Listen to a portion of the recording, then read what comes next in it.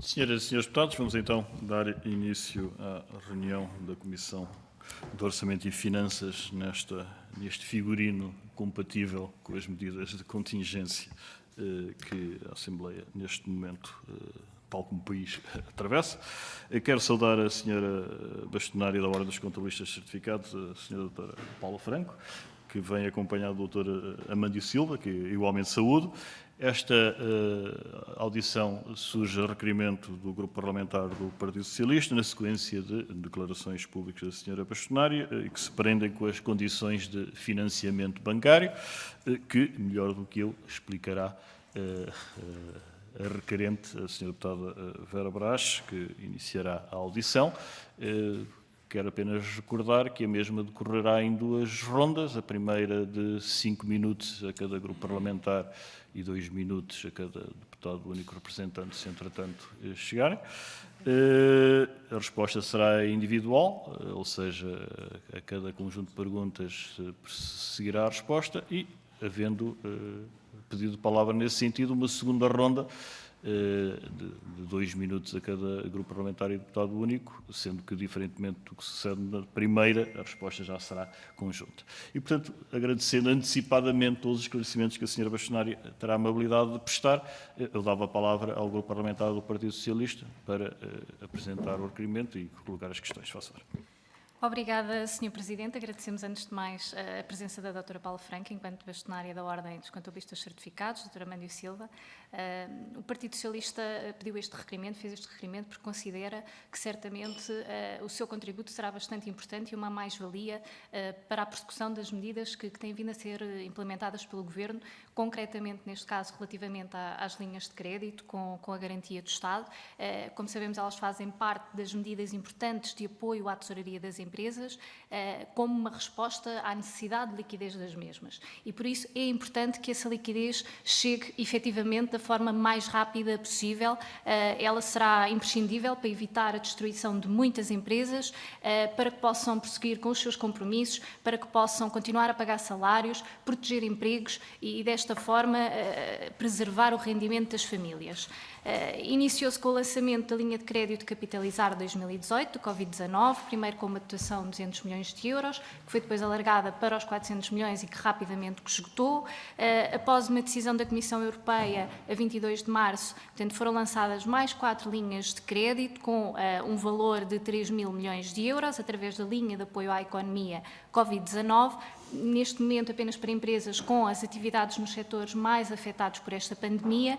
Após a mais recente decisão da Comissão Europeia, a 4 de abril, foi autorizado que o Governo alargasse estas linhas até 13 mil milhões de euros. Neste momento, as linhas de apoio à economia foram alargadas até aos 6,2 mil milhões de euros e, portanto, no fundo, estes sucessivos alargamentos pretendem alcançar a globalidade do tecido empresarial português, complementando as linhas setoriais, mas também outras vertentes, como seja os empresários em nome individual, com ou sem contabilidade organizada, as empresas constituídas há menos de 24 meses, independentemente da sua situação líquida. Os bancos desempenham aqui um papel fundamental, crucial, no impacto que estas medidas possam ter e no sucesso que elas possam vir a ter nas empresas. Sabemos que há uma gestão de risco, que tem que ter uma análise cuidada, que terá mínimos exigíveis para a aceitação das candidaturas, mas aquilo que não podemos ter é um excesso de burocratização e que os bancos, de alguma forma, estejam a contribuir para o afundar das empresas e não para sustentar a sua sobrevivência. Os deputados têm vindo a receber várias queixas por parte das empresas da forma como a banca procura ir além das regras que estão estabelecidas nas linhas de crédito, da morosidade dos processos, dos pedidos das garantias pessoais, em que nesse ponto já se atuou e já se impediu esse pedido de garantias pessoais.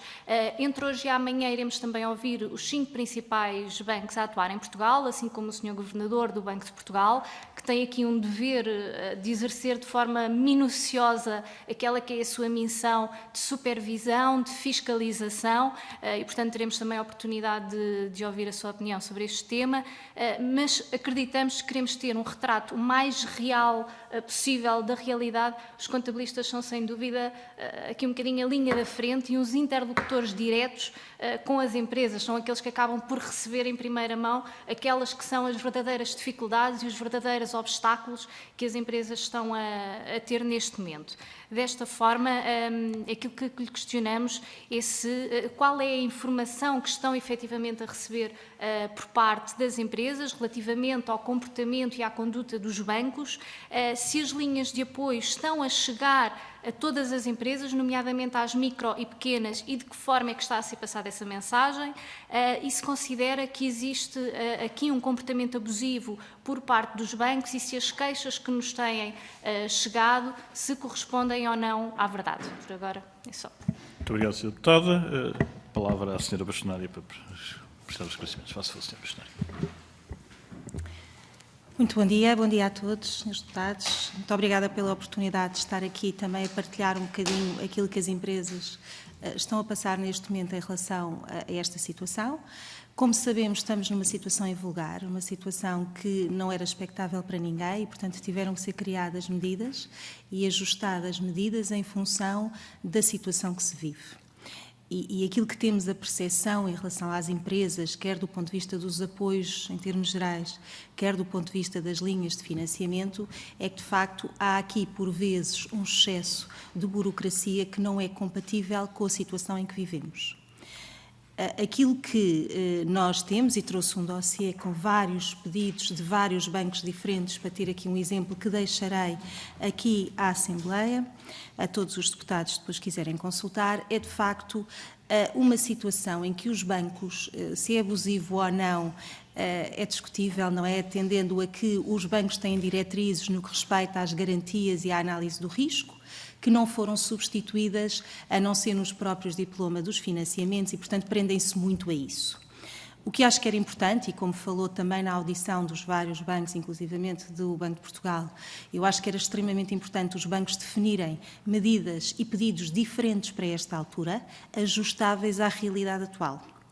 Uma das coisas que nós contabilistas sentimos e que tem sido muito difícil de lidar é, de facto, pedirem os elementos de fecho de 2019, quando sabemos que legalmente eles ainda não são passíveis de ser exigidos nesta altura. Aliás, precisamente porque estamos nesta situação, os prazos foram prorrogados, não só da modelo 22, como até da própria aprovação de contas, que nunca tinha acontecido neste país nos últimos anos, com dificuldades. Portanto, se esta situação aconteceu e foi necessário ajustar prazos, os bancos também têm que se ajustar a estas necessidades. Agora, percebo que muitas das realidades das empresas relativamente a 2019 sejam mais favoráveis do que as de 2018, mas isto não quer dizer que seja só o fecho de contas, o ter valores de balanços finais, que determine esta avaliação. E é isso que a Ordem se tem disponibilizado para se juntar com estas entidades e criarmos e avaliarmos o que é que pode ser dado em termos de informação que exista e que seja realista nesta altura para se poder avaliar, tendo em conta as necessidades de avaliação de risco que compreendemos que os bancos tenham, apesar destas linhas de crédito terem situações especiais em que a garantia está a ser dada pelo Estado, portanto, os bancos não estão a ter os riscos que teriam noutras circunstâncias. E, portanto, aí parece-me, e entrando na palavra que utilizou, abusivo e exagerado aquilo que está a ser pedido, tendo em conta a realidade atual, não a realidade de há 2 meses atrás. E, por isso, acho que aqui tem que se ajustar de forma diferente os elementos que estão a ser pedidos. A avaliação de risco numa empresa, neste momento, é, obviamente, completamente diferente daquela que se fazia. Portanto, nós estamos a falar de um contexto em que as empresas que necessitam deste financiamento foram empresas que encerraram as portas. Portanto, deixaram de ter cash real a entrar desde o momento em que encerraram as suas portas. Portanto, não pode ser uma avaliação de risco normal. não é? Não pode ser uma avaliação de risco com os critérios que tínhamos anteriormente. Portanto, são coisas completamente diferentes. Eu confesso que, como contabilista e analista também financeira, não consigo perceber como é que uns dados de 2019 são tão importantes para avaliar uma realidade atual que pode ser completamente diferente. As empresas terem viabilidade depois ou não depende destes valores. Depende da realidade que estamos a viver neste contexto e, de facto, daquilo que vai ser possível em termos de retoma na ajuda das empresas. Eu diria que estes financiamentos servem essencialmente para salvar empresas que muitas delas, de facto, analisando os seus números, não têm viabilidade.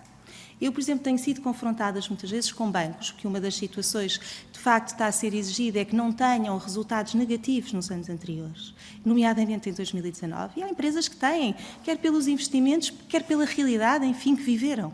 E por isso, estas empresas devem ou não ter acesso a este crédito. É ou não relevante neste momento serem consideradas empresas com viabilidade e, portanto, que apresentam menos risco.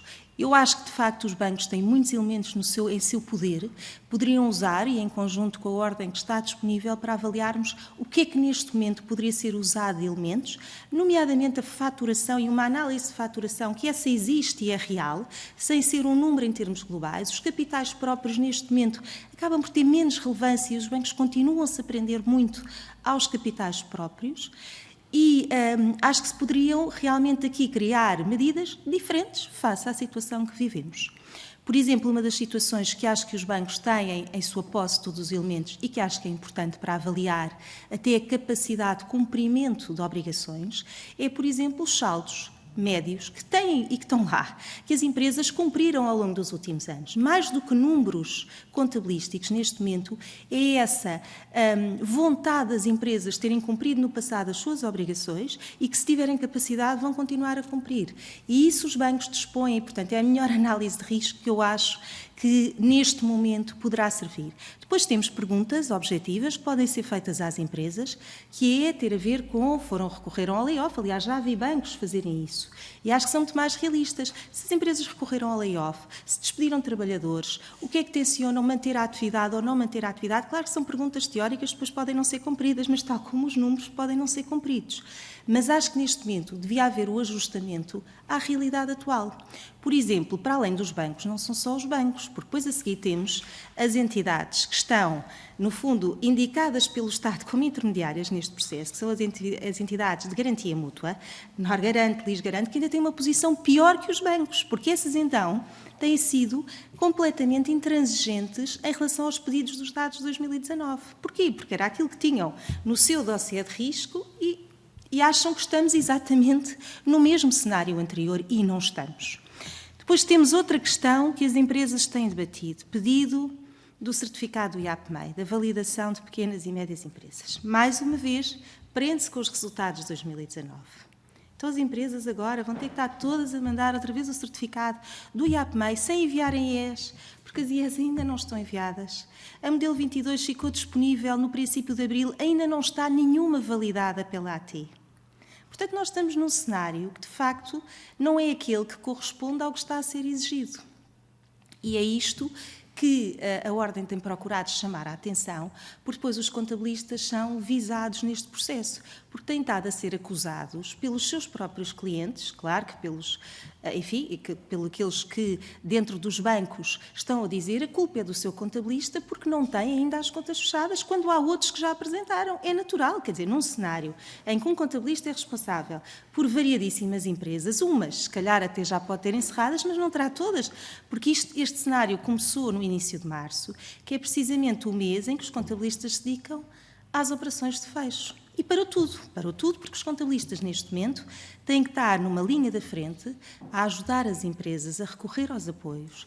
E, por isso, têm trabalhado, não são profissionais da saúde, mas também têm estado numa linha diferente, e eu também diria que são heróis neste processo todo, até a acalmar as empresas, a serem psicólogos das empresas, porque, de facto, este cenário que vivemos de fechar a porta de um dia para o outro e de não entrar dinheiro nenhum nas empresas não é uma situação fácil de viver, como todos acho que temos essa percepção, e, por isso, os contabilistas têm estado no seu papel de também acalmar os empresários, procurar as melhores soluções dentro do que existe e ajudá-los. Portanto, tiveram que parar com todo o processo de fecho de contas, Uma das prioridades, também em conjunto com o Ministério das Finanças, foi garantir que os contabilistas continuam a manter as obrigações de envio das declarações de IVA, processamento de salários, até para que exista informação naquilo que é necessário para os apoios, não tanto do fecho de 2019, mas de agora do que é necessário, mantendo as obrigações, porque o Estado também precisa que se mantenham essas obrigações. Portanto, acho que se tem que criar aqui prioridades, e é isso que temos tentado fazer, e de facto a prioridade neste momento não é o fecho de contas de 2019. Tem que esperar um pouco porque temos que fazer face a uma série de questões que são prioritárias neste momento. Muito obrigado, Sra. Bastonária. Dava agora a palavra ao Grupo Parlamentar do Partido Social Democrata. É o Alberto? Não. O Sr. Deputado Alberto Fonseca, faz favor. Muito obrigado, Sr. Presidente. Cumprimento também a Sra. Bastonária e aproveito para agradecer a sua presença aqui hoje, neste momento tão particular. Eu gostava de começar esta intervenção por uma citação sua, gostei bastante, que diz: em momentos de crise é necessário o apoio de todos os intervenientes na nossa economia. É necessário um esforço conjunto, uma partilha equitativa de responsabilidade, flexibilidades e entendimentos comuns.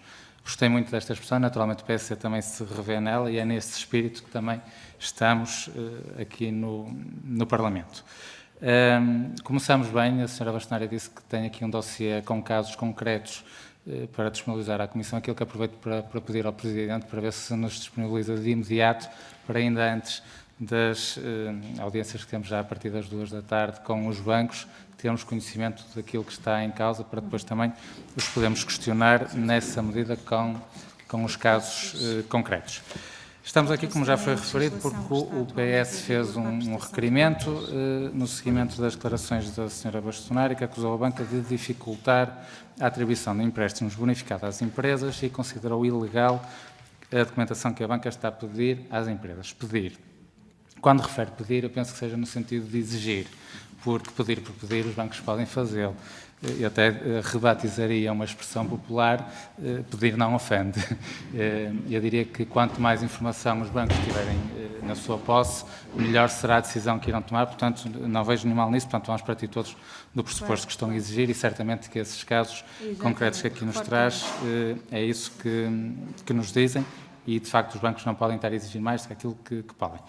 São várias as questões que tenho aqui para colocar, dividi em 4 grandes grupos.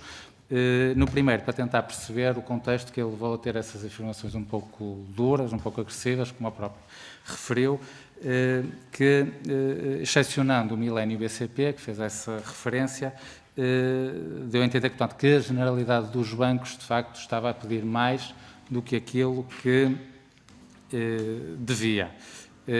Fez essa exceção, queríamos perceber se é mesmo a generalidade ou se excepcionou apenas porque era um caso particular e haveria um ou outro banco. Isto é, estamos a falar de 80%, 90% dos bancos que estão a pedir, são alguns bancos em particular, se possível dizer quais, e também se esse tipo de exigências, na sua percepção, vêm de orientações do próprio banco ou decorrem da análise do crédito das empresas em particular.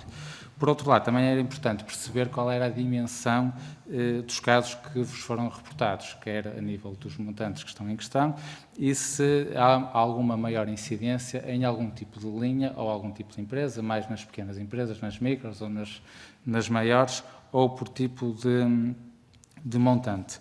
Bem como também tentar perceber se isto for circunscrito a um número reduzido de bancos, que se calhar não será o caso, se também poderá estar circunscrito a algumas regiões, podemos ter algumas regiões ou algumas direções de crédito do norte ou do sul, ou algumas áreas comerciais de algumas regiões a serem mais exigentes que outras e seja algo específico e não generalizado. Num segundo grupo de questões, e porque nas últimas semanas as coisas têm acontecido e mudado à velocidade da luz, desde as suas declarações na reunião pública, que foram há cerca de 2 semanas, que no mundo antes do Covid equivaleria a 2 meses ou 2 anos, portanto as coisas agora mudam muito rápido, até as próprias linhas já mudaram desde então até esta data. Pergunto se, fruto da vossa iniciativa, da posição que tomaram, e também da alteração das linhas, se este tipo de comportamento por parte dos bancos se manteve ou se houve alguma evolução, no sentido de deixar de haver esta exigência de abusos nos elementos. Contava que, ou espero que a resposta seja boa, nesse sentido, que no decorrer deste tempo, até fruto da vossa iniciativa, as coisas tenham melhorado. Tenho essa expectativa e esse lado otimista, mas a sua intervenção há pouco deixou-me um pouco mais apreensivo do que estava no início, porque a questão não se circunscreve apenas aos bancos, mas também às sociedades de garantia mútua. E isso é ainda mais preocupante se sobre os bancos é um pouco mais difícil de colocar alguma pressão. Sobre as sociedades de garantia mútua, eu diria que o Governo tem toda a obrigação eu não quero dizer aligeirar, porque pode ter uma conotação negativa, mas no mínimo fazer com que as sociedades de garantia mútua cumpram aquilo que vocês efetivamente defendem, que é elementos que são exigíveis e não aqueles que as empresas podem não conseguir, de facto, entregar neste momento. Um terceiro grupo de questões tem a ver, e aproveitando também que cá está, são só mais 2 grupos e vou tentar abreviar. Quais são os principais obstáculos que as empresas estão a enfrentar? Se é a burocracia e a morosidade nas linhas na aprovação dos financiamentos, se é a própria dificuldade na aprovação, portanto, podem as empresas também ter alguma dificuldade na aprovação dos financiamentos. Aqui e ali ouvimos essas reclamações por parte de alguns empresários. Se das condições da linha, quer ao nível das taxas, das comissões, quer dos bancos, quer das garantias mútuas, ou mesmo a exigência da manutenção dos postos de trabalho, que aqui e ali também se tem ouvido que poderá ser um entrave para as empresas recorrerem às linhas. Por fim, e para terminar, aproveitando a sua presença e toda a sua experiência e conhecimento que tem, e também o cargo que ocupa, perguntar, no seu entender, que outras medidas poderiam ser tomadas para ajudar as empresas e os empresários a ultrapassar este momento difícil. Os profissionais de saúde são, sem dúvida, uns heróis neste momento, são os atores principais do filme que estamos a viver, mas para não entrarmos num filme de terror a seguir, em que aí os empresários poderão ter um papel também principal, é importante que tomemos já as medidas necessárias e os políticos têm a obrigação de tomar essas medidas para que as empresas e os empresários possam ajudar a alavancar a economia, o emprego, para sairmos todos bem disto, quer a nível da saúde neste primeiro momento e da economia no segundo momento. Por isso também aproveito também para perguntar se há algo mais que os políticos possam fazer pelas empresas e pelos empresários para ajudar a ultrapassar esta fase difícil. Obrigado pela tolerância. Muito obrigado, Sr. Deputado Alberto Fonseca. Antes de dar a palavra à Sra. Bastonária, só responder relativamente à solicitação da distribuição dos documentos que a Sra. Bastonária tem a amabilidade de entregar à mesa. Se os serviços estão a digitalizar, tão cedo o tenham concluído, estará na disponibilidade das caixas de correio eletrónico das Sras. e Srs. Deputados. Sra. Bastonária, faça favor. Muito obrigada. Começando com, se calhar, a questão que referiu, se eram todos os bancos, se não eram todos os bancos, e a referência que fiz ao milénio, foi porque a Ordem, num primeiro momento, a primeira coisa que fez foi fazer chegar, no fundo, este documento que também já distribuí, que é com a legislação que existe sobre a prestação de contas, e fizemos chegar a todos os bancos pedindo para que, efetivamente, não exigissem este fecho de 2019, porque os contabilistas tinham que estar focados agora no acompanhamento das empresas e, portanto, tinham mesmo que deixar de lado a continuidade das operações de fecho. E, realmente, o Milénio BCP foi o único que nos respondeu dizendo que tomaria medidas nesse sentido, e por isso o dissemos. Mas também sabemos que, desde que o dissemos, ainda há sucursais que estão também a agir do mesmo modo que os outros bancos, embora a direção do BCP, que tem estado em contacto permanente com a Ordem, porque entendeu que era assim e os outros bancos não entenderam, que tem tentado, cada vez que nos chega uma queixa de empresa ou de contabilista, nós fazemos chegar e tem tentado resolver as situações.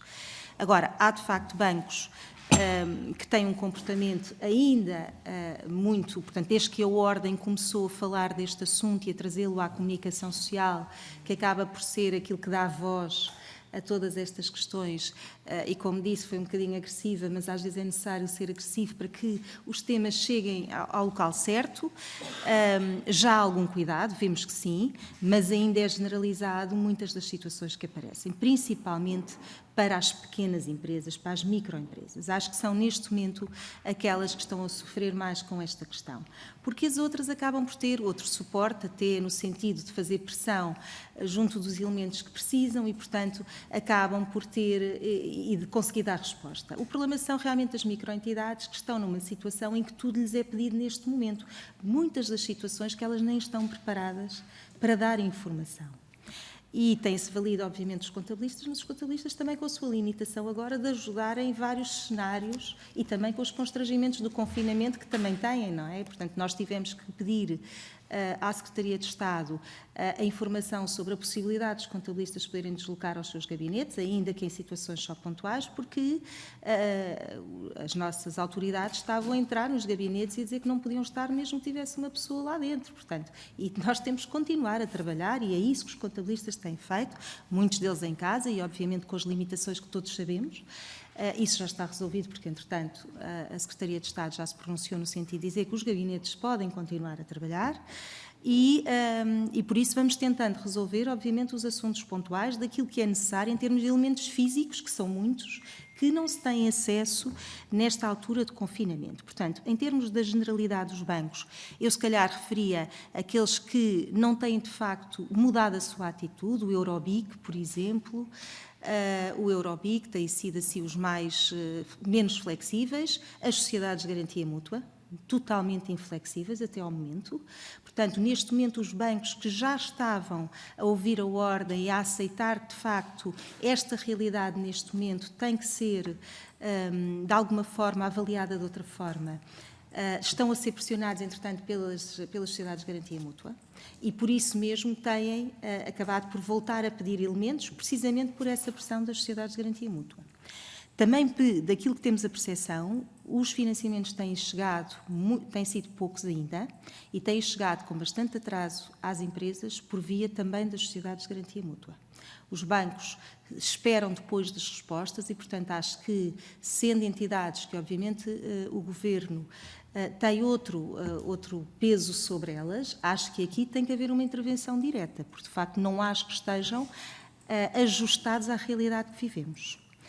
Quanto à questão que questionou sobre os dados da avaliação da análise de risco, os dados que estavam a ser pedidos inicialmente e que tem havido alguma flexibilização por esta pressão toda, que, enfim, comunicação social, deputados, Assembleia da República, todos têm feito fazer chegar isto, acho que se tem flexibilizado, não é aligeirado, mas flexibilizado, que é aquilo que se pede nesta altura. Portanto, nesta altura, obviamente que atribuir crédito a uma empresa não é igual a como se atribuía anteriormente, mas as regras, no fundo, do Banco de Portugal e daquilo que está estabelecido continuam a ser as mesmas. Portanto, não foi estabelecido uma orientação do que o que é que seria necessário exigir ou que, para se poder agora aplicar nestas medidas especiais, e que ainda por cima com garantias do Estado, o que é que se poderia, de facto, o que é que seria mais importante estabelecer de forma diferente para pedir e que elementos é que seriam fundamentais nesta altura. Acho que falhou isso da parte de todas as entidades responsáveis, portanto, cada banco foi agindo conforme a pressão mediática, política, pública exigia, sem haver uma concertação geral, que acho que era o que se exigia neste momento, como se tem exigido em muitas das outras situações que estamos a viver. E acho que isso falhou, ainda estamos a tempo, apesar de cada dia que passa as empresas poderem pôr mais em causa a sua sobrevivência, mas se as coisas forem rápidas, hoje em dia exigem-se respostas, como disse, hoje 2 semanas equivale a 2 anos, o que significa que as respostas têm que ser dadas rapidamente, não pode ser daqui a 1 mês ou 2 meses, quer dizer, não podemos estar a viver nisso e, aliás, é isso que os contabilistas têm tentado. A questão, acho que as empresas têm feito um esforço muito grande e aqui também gostaria de deixar uma palavra aos empresários e aos trabalhadores, porque acho que têm feito um esforço muito grande para a manutenção dos postos de trabalho. Os trabalhadores, na parte que lhes cabe, na flexibilização daquilo que é o seu contributo também para que as empresas consigam sobreviver, e que acho que é extremamente importante. e os empresários no sentido de quererem sobreviver. Porque nós também temos que ter a percepção de que o mais fácil em muitas das empresas era ter fechado e mandado os seus trabalhadores para o Fundo de Desemprego.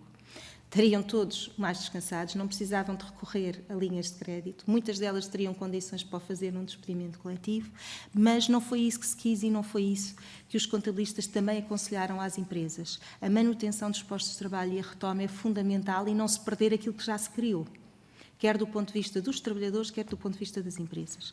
E, portanto, o nosso aconselhamento também aos nossos clientes, um bocadinho com a orientação da Ordem, foi um bocadinho este de vamos estar aqui a trabalhar todos para salvar as empresas, acompanhando também aquilo que são as diretrizes do Governo neste sentido e que procurando ir pelo layoff e não pelo despedimento. Pronto. Claro que as linhas de crédito vinham dar a sobrevivência necessária a complementar aquilo que o layoff não traz, porque não cobre tudo, porque há outras despesas que as empresas têm e que o layoff traz e, enfim, cobre uma parte das situações. E, por isso, o financiamento aqui teria a tal componente que iria garantir que as empresas querem continuar e querem retomar, porque senão, muitas delas, enfim, sem terem bens, sem terem nada, e a maior parte das microempresas são exatamente isso. Fechar num dia e abrirem noutro não tem qualquer complicação, porque elas não têm subsistência considerável, não têm bens, não têm, enfim. E, portanto, não seria muito difícil, mas o que estamos a tentar é que isso não aconteça. Precisamente porque o retomar acaba por ser mais sustentáveis com os mesmos trabalhadores, com os trabalhadores também a lutarem para a retoma das empresas. E isso é que é importante também ressalvar no esforço que os empresários têm feito para manter esta linha de recorrerem ao layoff e não despedirem. Claro que muitas tiveram que recorrer ao despedimento, mas em grande parte têm estado. Aliás, o recurso ao layoff tem sido muito, precisamente porque há essa vontade de se manterem, de sobreviverem e de retomarem. E acho que isto também tem que ser, de alguma forma, visto como um aspecto positivo e que as linhas de crédito ajudariam à outra parte que lhes vai faltar em termos do cumprimento de variedíssimas obrigações. Depois perguntou-me outras medidas para ajudar à retoma.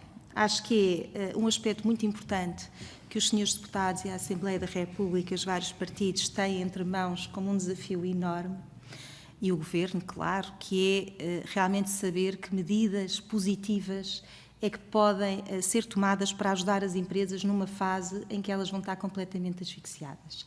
Agora, o layoff serve para agora, mesmo o crédito é muito imediato, porque os valores que estamos a falar, por exemplo, para as microempresas, é muito pequeno. Não cobre, provavelmente, 2 meses de salário para muitas delas. E por isso, porque é pequeno o valor, e então se elas não têm aqueles rácios, lá está, rácios que não foram ajustados à realidade, o valor que uma máximo uma microempresa tem são 50 mil euros, uma microempresa pode ter encargos com salários superiores a isto. Portanto, mensais, e por isso é pequeno, é curto, e por isso os incentivos que vai haver e que possam existir para a retoma são tão ou mais importantes como aqueles que existem para agora. Precisamente no sentido de que as empresas sintam que ainda têm alguma ajuda na sobrevivência que vão ter a seguir, porque a seguir também não vão ter tempos fáceis. Agora não entra dinheiro nenhum, a seguir vai começar se calhar a entrar algum rendimento, mas sempre muito gradual. Principalmente estamos a falar de uma área que eu acho, de uma atividade que eu acho que é mais afetada, que é a área da restauração, hotelaria, que de facto foi aquela que não teve hipótese nenhuma, tirando com takeaways, mas que não há takeaways para tudo, não é? Foi realmente aquela que viu de um dia para o outro, acabou, fecharam os postos de trabalho e, portanto, essa vai ter muita dificuldade em retomar, até porque a retoma precisa de confiança e para que todos criem confiança para ir tomar o seu café e estar ao lado de pessoas, para ir almoçar a um restaurante, para ir fazer férias num hotel, vai demorar. E não há dúvida que Portugal estava muito, o seu crescimento também estava muito assente no turismo e, portanto, eu acho que vão ser as atividades que também vão precisar de ter aqui um olhar muito, muito próximo daquilo que na retoma também seja necessário. Mas à generalidade das empresas aplica-se isto. Portanto, acho que os apoios não podem parar a partir do momento em que se diga que as empresas já podem abrir, porque as empresas, quando abrirem, vão precisar também de apoio. Muito obrigado, Sra. Bastonária. Dava agora a palavra ao Grupo Parlamentar do Bloco de Esquerda, Sra. Deputada Mariana Mortágua. Faça-se. Muito obrigada, Sr. Presidente. Queria cumprimentar ambos, em particular a Sra. Bastonária. Já nos disse muitas coisas e, portanto, tenho algumas questões mais de pormenor a colocar, talvez para tentar perceber a variedade de problemas que existem. Já percebemos que um dos problemas é as contas de 2019 e esse é importante que fique registado. Também já compreendemos, e essa desconfiança já existia, que há vários setores em que é preciso atuar. Em primeiro lugar, há problemas originais na própria lei das moratórias e dos créditos, quando colocam entraves desnecessários, ou mesmo quando deixam ao critério dos bancos a avaliação de risco. Não existe uma lei dos créditos. As linhas de crédito não têm enquadramento legal.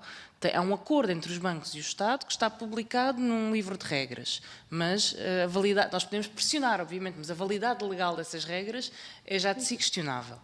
E depois, mesmo nessas regras, o Estado ou o Governo acordou que há um conjunto de critérios que têm que ser cumpridos ao nível da solidez financeira das empresas e recomenda aos bancos que não recusem créditos, mas, ao mesmo tempo, diz que os bancos podem escolher os créditos que querem ou não conceder de acordo com o seu critério de risco. E isto abre campo para uma total discricionariedade por parte dos bancos para escolher que créditos querem conceder ou não querem conceder. E esse parece-me que é um problema, mas é um problema que radica originalmente na escolha que foi feita pelo legislador. Depois há uma outra questão, e essa era uma dúvida que eu tinha, que era o comportamento das sociedades de garantia mútua. De facto, estava na dúvida se estavam a agir como um facilitador ou como um entrave a estes créditos. E há um terceiro problema, que é a conduta dos bancos. E aqui parece-me também, pelas denúncias que temos recebido, que, embora continuem a persistir vários abusos, não só nas empresas, mas também nos clientes individuais, que a pressão pública pode estar a surtir alguns efeitos. Parece-me que houve abusos iniciais que hoje já não se verificam e até algumas pessoas que me escrevem dizer a oferta inicial dos bancos era inaceitável e depois, com o tempo, foi melhorando. É claro que consegue fazer isto quem tem um advogado ou um contabilista a tratar com a banca. Quem não tem, acabou por aceitar a oferta inicial ou então, entretanto, já teve que fechar portas. E esta diferente atuação dos bancos, consoante quem tem à frente, também nos parece que tem sido muito recorrente. Eu gostaria de lhe colocar algumas questões concretas, que são denúncias que também temos recebido, para perceber se também têm essa percepção. Tivemos algumas denúncias de algumas pessoas que nos dizem que os bancos estavam a pedir garantias extra para além daquelas que deveriam estar a pedir num processo de facilitação dos empréstimos, nomeadamente o aval do sócio-gerente, às vezes para cobrir os 20% do empréstimo que não estão a coberto dos 80% da garantia que o Estado já concede, e isto dificulta o acesso aos créditos. Depois temos alguns casos de morosidade, tanto nas moratórias como na concessão de novos créditos. Por exemplo, uma empresa tem uma conta de tesouraria normal, entrou num período de dificuldade financeira. Se o banco não concede a moratória ou um novo crédito num espaço muito curto de tempo, essa conta vai a negativos. Se essa conta vai a negativos, o banco já não pode recorrer às linhas de crédito, o que faz com que tenha que primeiro saldar a conta a negativos. Recebemos um caso destes, por exemplo, no mês seguinte ainda não recebeu a resposta do banco. A conta volta a ir a negativos. E isto cria um círculo vicioso, dos quais as pequenas empresas não conseguem sair e não conseguem depois aceder às ajudas. E, portanto, se têm noção que isto está a ser ou não um problema. A lei diz que, e esta também é uma dificuldade que eu neste momento tenho, é perceber os diferentes produtos que os bancos estão a vender. Porque há produtos legais, tanto nas moratórias como nos créditos, e depois há outras linhas de crédito e há outras moratórias que os bancos oferecem por sua conta e risco. E eu tenho dificuldade em perceber também muitas vezes como é que isto está a ser gerido e como é que está a ser vendido aos clientes. No caso das moratórias, a lei diz que se não houver uma resposta no prazo de 5 dias, a prestação não pode ser cobrada. E, portanto, fica automaticamente suspensa. E queria compreender se isto está de facto a acontecer ou se têm casos e denúncias de que as prestações continuam a ser cobradas apesar de terem passado os 5 dias úteis das moratórias. Temos outras denúncias de que o próprio banco está a pressionar as empresas para que os empréstimos ao abrigo desta linha de crédito sirvam para pagar empréstimos anteriores e créditos anteriores. E queria perceber se isto também é uma denúncia que têm recebido. E termino. E a última que temos é de bancos que recusam, sem razão aparente, créditos ao abrigo das garantias, para, ao lado, impingirem outros créditos com condições muito mais gravosas e muito mais difíceis. Pronto, estes são os casos que temos recebido e gostaria de saber a vossa opinião sobre eles. Muito obrigado, Sra. Deputada. A palavra à Sra. Bastonária. Faça, Sra. Bastonária. Pronto, em relação às contas de 2019, penso que é o aspecto que a nós, contabilistas, mais nos preocupava e que está perfeitamente claro. Deixei aqui um documento com a legislação para que possam também ter acesso, trouxe várias cópias para todos os grupos parlamentares, porque acho que este é um ponto importante, porque está a ser usado para recusar o acesso e, portanto, eles dizem muito bem, não precisam ter prestação de contas, mas se não tiverem, não têm acesso ao crédito. Portanto, é a mesma coisa do exigir e, portanto, acho que isto é um assunto que hoje já está perfeitamente clarificado pela pressão que a Ordem tem feito, mas ainda assim não está a ser aceito, nomeadamente pelas sociedades de garantia mútua.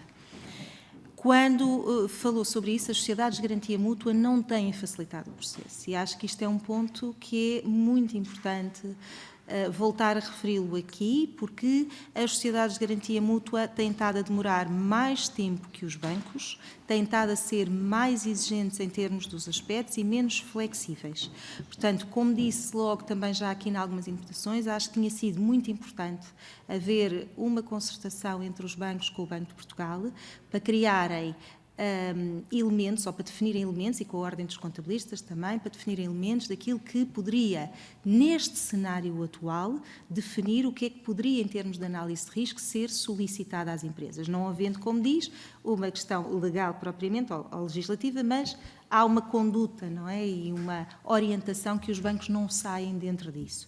Têm sido mais flexíveis desde que há esta pressão toda, obviamente que sim, mas ainda não chega a todas as situações e, portanto, nas empresas que apresentam maior dificuldade, isto é, que têm piores rácios ou menos resultados, voltam outra vez a pedir e a exigir para não dar efetivamente os créditos ao abrigo destas linhas. A oferta dos outros produtos está sempre presente, porque os bancos, apesar de haver, e vamos lá, nós também temos que perceber aqui que há uma preocupação dos bancos em tentar ajudar as empresas, ainda que com o seu aspecto comercial também sempre a sobressair. Pronto, porque é efetivamente aquilo que enfim, está no sangue, como diríamos, e, portanto, acaba por vir um bocadinho ao de cima quando tem outros produtos que não se encaixam nestes. As empresas não cumprem os rácios, mas eu diria que empresas que não cumprem rácios irem para esses produtos, o risco é muito maior e a análise teria, obviamente, nem sequer teriam condições para recorrer, portanto. Parece-me que há aí depois essas questões que não estão completamente claras, não diria que são de todas as sucursais, mas há de facto bancos a oferecerem depois paralelamente, porque não pode recorrer aqui, tem esta com spreads altíssimos e, portanto, que não são viáveis para as empresas. As empresas podem achar que neste momento é uma solução, só que nós também temos que perceber que todos estes financiamentos, se de facto os juros são muito elevados, as empresas, quando chegarem à altura da retoma, com os impostos que puderam ser diferidos e com tudo aquilo que vão ter que pagar, elas não vão ter capacidade para cumprir. Portanto, a situação atual não é igual à que era e muitas que sempre cumpriram não vão ter capacidade para cumprir, principalmente se os juros fossem muito altos. E acho que aqui também, a nível das decisões políticas, tinha que ter existido uma limitação muito mais baixa dos spreads e da taxa efetiva, porque quando nós estamos a falar de spreads é sempre relativo. O que interessa é a taxa efetiva. E a taxa efetiva, em muitas das vezes, ainda está em valores muito elevados. E que as empresas não vão conseguir fazer face a isso depois. Porquê? Porque, embora tenha agora um período de carência, elas vão começar depois a pagar na altura em que estão também a começar a sua própria retoma. E por isso, acho que aqui, numa situação invulgar como a que estamos a viver, de facto, as taxas efetivas tinham que ser efetivamente muito mais baixas por regulamentação legal.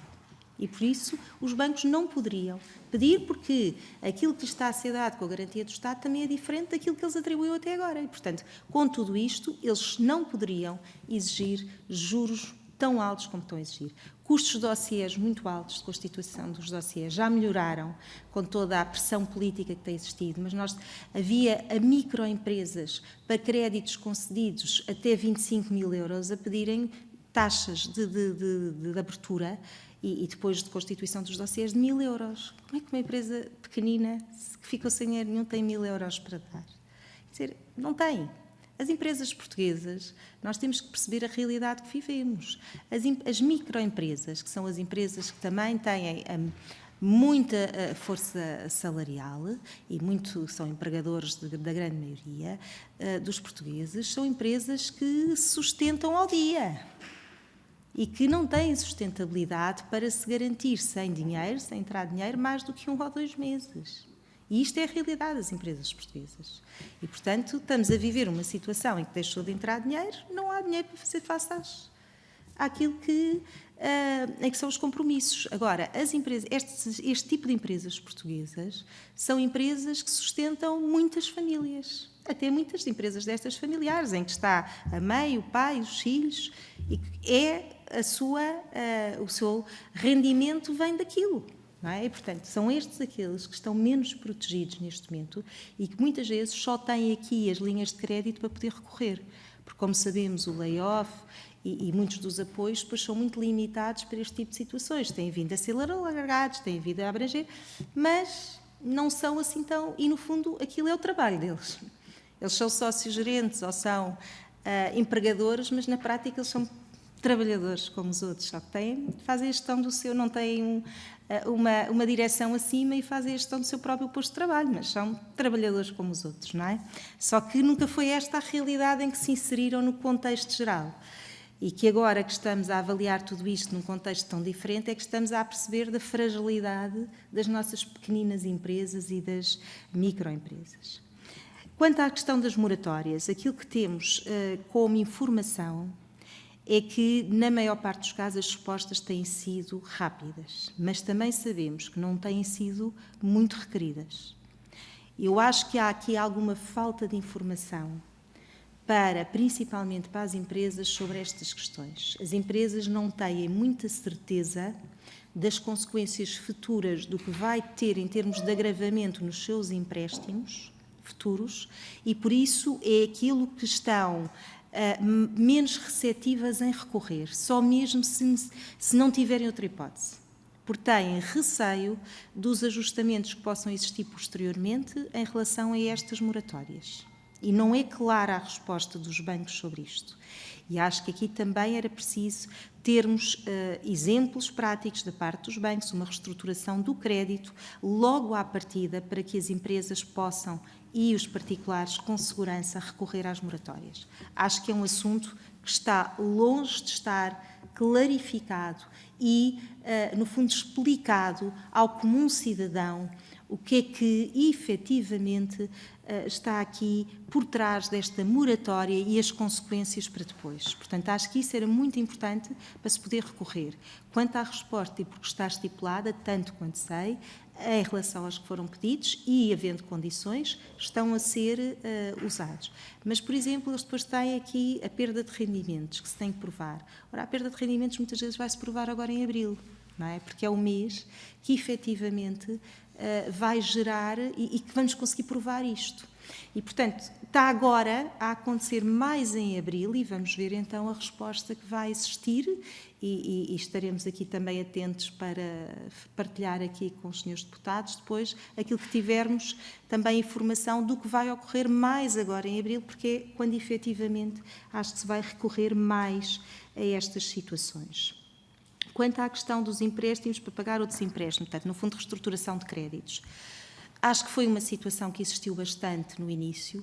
A Ordem também denunciou logo essas situações e, inclusivamente, nestas últimas linhas de financiamento já havia restrições para isso e, portanto, acho que agora já não está a acontecer, pelo menos na generalidade das situações. Mas, inicialmente, sim, tivemos muitas provas de casos de que se aproveitou para reestruturação de créditos. E isso, de facto, também não era o objetivo destas linhas e, de facto, não foi correto essas situações, mas acho que foram depois ultrapassadas e não voltaram, pelo menos que nós tenhamos conhecimento, a utilizar esses mecanismos. Quanto à última questão, que havia uma questão ainda que eu acho que me faltava responder, os produtos dos brancos. Pronto, resumindo só, acho que aqui agora há grande preocupação na facilidade que as empresas possam ter na ligação com os bancos e com o acesso a este financiamento. Acho que se prende muito agora com as sociedades de garantia mútua. Muito obrigado, Sra. Bastonária. A palavra agora ao Grupo Parlamentar do Partido Comunista Português, Sr. Deputado Duarte Alves. Faça o Sr. Deputado.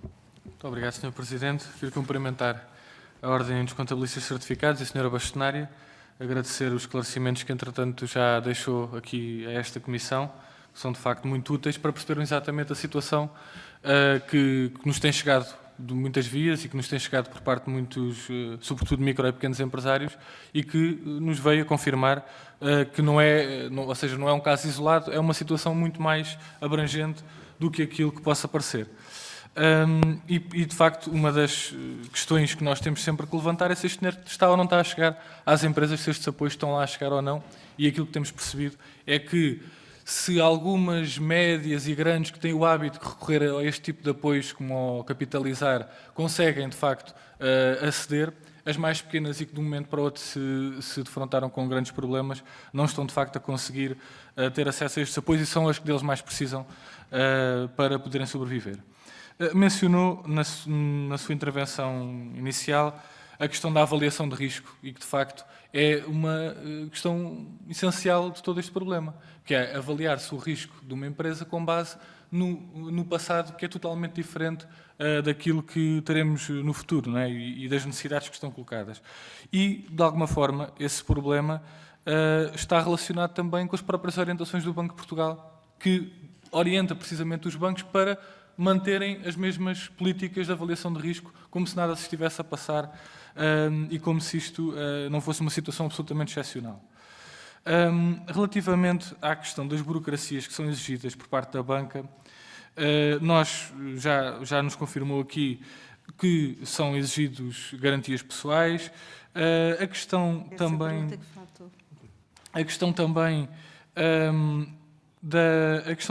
de, por exemplo, empresas que ficam excluídas do acesso aos apoios por terem alguma dívida, ainda que ocasional, à Autoridade Tributária ou à Segurança Social, e mesmo ainda mais grave que isso, são empresas que nos contactam e que dizem: eu tenho um processo especial de revitalização, um PER, em andamento, estou a cumprir com o plano de forma absolutamente regular e, pelo facto de estar em PER, não tenho acesso às moratórias ou às linhas de apoio. Portanto, também queria lhe perguntar se isto é uma situação generalizada, que de facto não faz qualquer sentido, assim como também o facto de haver uma dívida pessoal. Portanto, o incumprimento ou um incidente bancário do sócio-gerente e não da empresa ser um fator de exclusão no acesso aos apoios.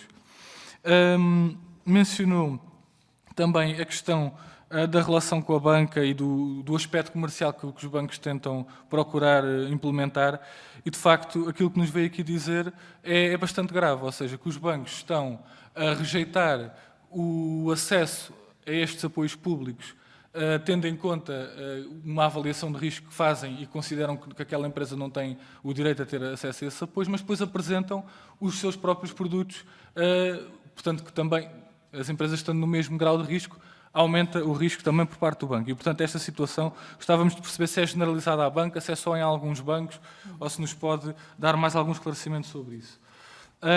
Ainda relativamente aos documentos que são pedidos, esta questão de se estar a pedir o fecho de contas quando o prazo para o fecho de contas foi alargado. Portanto, que sentido é que faz, se o prazo foi alargado, estar-se a pedir os documentos antes de prazo? Portanto, é uma questão que também nos tem muito chegado por parte de várias empresas. Agora queria passar para um outro conjunto de questões relativas mais à parte fiscal e aos prazos fiscais. Queríamos perguntar qual é a avaliação que a Ordem faz sobre as medidas de prolongamento dos prazos fiscais, se estão adequadas àquilo que são as necessidades das empresas. Relativamente ao pagamento por conta, nós já tivemos a oportunidade de questionar o Sr. Ministro relativamente a esta matéria. Consideramos que seria de não adiar, mas eliminar o pagamento por conta este ano, porque não faz qualquer sentido estar-se a avaliar os possíveis lucros de uma empresa em 2020 com base nos resultados de 2019, porque as empresas, mesmo que tenham tido resultados positivos em 2019, em 2020 muito provavelmente não terão qualquer resultado positivo e, portanto, fazer este adiantamento que depois será devolvido com o apuramento final acaba por ser prejudicial para a tesouraria das empresas e, portanto, também se concordam que seria necessário suspender totalmente o pagamento por conta no IRC. Relativamente às devoluções de impostos, seja o IVA, seja o IRS e o IRC, se têm noção de que os prazos para a devolução estão a ser adequados, ou seja, se não está a haver atrasos nas devoluções, que também é uma questão que nos coloca alguma preocupação, e que medidas é que poderiam ser tomadas para a desburocratização do processo de devolução de IVA. E isto aqui, o papel que os contabilistas certificados poderiam ter nesse processo. Por fim, uma última questão que tem a ver com a aplicação do justo impedimento. O justo impedimento foi aprovado no Orçamento de Estado de 2019, ainda não foi regulamentado, portanto, também que avaliação é que fazem pelo facto do Governo ainda não ter cumprido com essa regulamentação, mas há um despacho de 27 de março do Secretário de Estado dos Assuntos Fiscais relativamente a este momento específico da Covid-19 e ao justo impedimento nesta situação concreta. Como é que isto está a correr junto dos contabilistas certificados no acesso ao justo impedimento, quando se coloque, ainda por cima, na situação muito particular que estamos a viver? Obrigado. Muito obrigado, Sr. Deputado Duarte Alves. A palavra à Sra. Bastonária para prestar os esclarecimentos. Faça, Sr. Deputado. Já abriu aí mais o leque, ainda bem que vou ter a oportunidade também de falar aqui de uma série de questões burocráticas por parte do Estado e das autoridades públicas que, de facto, têm estado a prejudicar muito o acesso aos apoios das empresas, não só nesta situação dos bancos, e vou ter a oportunidade. Ainda respondendo à Sra. Deputada Mariana Mortágua, de facto aqui, porque era a questão que também repetiu, sobre a questão das garantias pessoais. De facto, inicialmente estavam a ser pedidas garantias pessoais e o Estado e a legislação que veio agora em abril veio, no fundo, contornar um bocadinho isso. E penso que agora, mas é o prazo, é a fase que estamos a viver e, portanto, ainda não tenho também resultados concretos, se não estão a ser pedidos neste momento, essas mesmas garantias pessoais. O que é um facto é que o Governo diz que não podem ser pedidas. E, portanto, vamos acompanhar agora a situação no sentido dos processos que estão a decorrer agora, se vão ou não ser pedidos. Foram pedidos no passado, agora vamos ver se efetivamente isso vai continuar a acontecer ou pela legislação que foi aprovada em 4 de Abril, se vai mudar ou não. E por isso, acho que em relação à avaliação de risco, volto a dizer um pouco que acho que devia ser uma medida concertada para ajustar à situação real que estamos a viver, não é igual à que temos, nem será igual à do futuro, porque o Duarte disse aí uma coisa muito importante, que foi os resultados negativos deste ano. Como é que para o ano as empresas vão ter acesso a créditos, já depois disto passar e sem ser para linhas especiais, quando vão ter resultados negativos? Portanto, há aqui uma consequência de tudo isto que eu acho que está a ser avaliada de forma muito lenta e que neste momento não pode haver lentidão na tomada de decisões, porque isto vai determinar a permanência e a continuidade das empresas ou não. E por isso a rapidez da tomada de decisões é fundamental neste momento. E aqui devo salientar que acho que as decisões têm sido tomadas muito lentamente. Eu bem sei que temos 100 e tal diplomas, 130 e tal, e os contabilistas sabem muito melhor porque temos estado a analisá-los ao dia porque não temos outra hipótese e a aplicá-los, daí não termos tempo para fazer os fechos, porque agora o que é importante é de facto toda a legislação que está a sair e relacionados com as empresas saíram 100 e tal 130 e tal diplomas num prazo muito curto, e isto tudo leva, obviamente, a muitas situações de ajustamento em que há um esforço de todos para isto, mas as decisões têm que ser tomadas muito mais rapidamente, e é isso que está a falhar neste momento. Depois falou sobre as questões das dívidas à AT e mesmo as dívidas em falhas de pagamento de créditos aos bancos. Isso, de facto, está a ser um entrave e que os pequeninos são os mais afetados, pronto, como é óbvio. Aí não vejo como contornar, e a não ser que a legislação o diga de outra forma, porque, de facto, é uma das situações que está sempre na legislação, é que não pode haver, e inclusivamente em todas as linhas de financiamento, é os incumprimentos do passado, e, portanto, se não houver aqui uma avaliação também diferente deste aspecto, estas empresas, estes empresários em nome individual, e que aqui se calhar afeta mais os particulares, os tais empresários em nome individual, vão se ver privados de poder recorrer a estas linhas, sem dúvida.